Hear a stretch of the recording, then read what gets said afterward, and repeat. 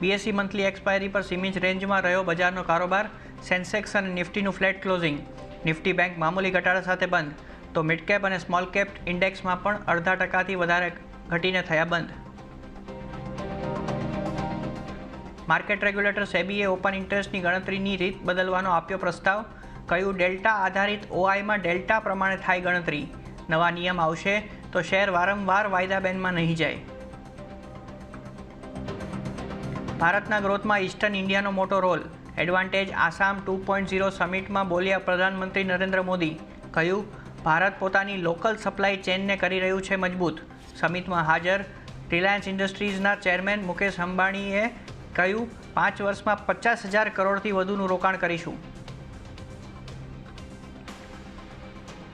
In the coming years, Reliance will more than quadruple this investment in Assam to over 50,000 crores over the next 5 years.